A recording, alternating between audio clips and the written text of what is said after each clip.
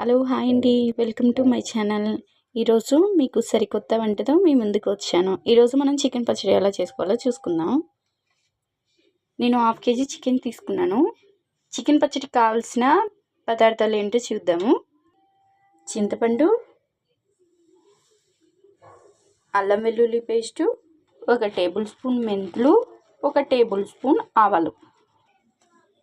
ముందుగా చింతపండులో నీళ్ళు పోసుకొని మెత్తగా నానబెట్టుకోవాలండి. నానబెట్టుకున్న చింతపండుని గుజ్జు తీసుకోవాలి. మెంతులు ఆవాల్ని రోస్ట్ చేసుకొని కొంచెం మిక్సీకి వేసుకొని పొడి సపరేట్గా తీసుకోవాలండి. ఇప్పుడు చికెన్ పచ్చడి తయారీ విధానం చూద్దాం. ఒక కడాయి పెట్టుకొని అందులో తగినంత నూనె వేసుకొని ఇప్పుడు చికెన్ పచ్చడికి కావాల్సిన పదార్థాలన్నీ రెడీ అయ్యాయి. కారం, అలాగే ఉప్పు, అలాగే చింతపండు నీళ్ళ పేస్ట్ చేసి తీసుకున్నాను. ఆవాలు, మెంతి పౌడర్ అండి, అలాగే అల్లం వెల్లుల్లి పేస్టు. ఆయిల్ బాగా వేడెక్కింది. ఇందులో చికెన్ వేసుకొని చికెన్ను బాగా ఎర్రగా వచ్చేంత వరకు వేయించుకోవాలి. ఆయిల్లో చికెన్ వేసాక కొంచెం ఉప్పు, కొంచెం పసుపు వేసుకోవాలి.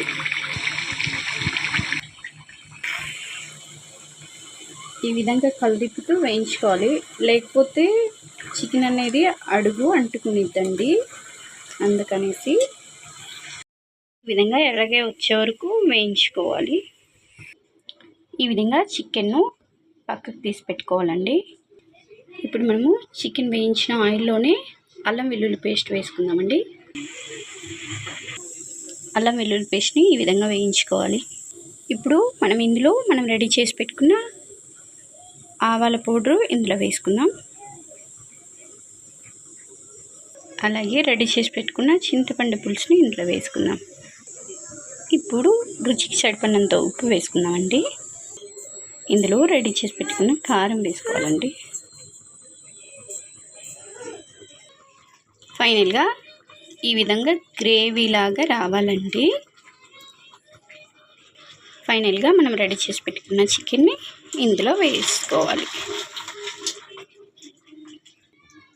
చూడండి, ఫైనల్గా చికెన్ పచ్చడి రెడీ అయిపోయింది. ఇలా చేసుకుంటే మీకు 3 minutes అలా నిల్వ ఉండిద్దండి. ఈ పచ్చడిని ఒక 3-4 days బాగా ఊరపెట్టాలి. సో మా వంటలు మీకు నచ్చినట్లయితే సబ్స్క్రైబ్ చేసుకోండి మా ఛానల్ని. Thank you.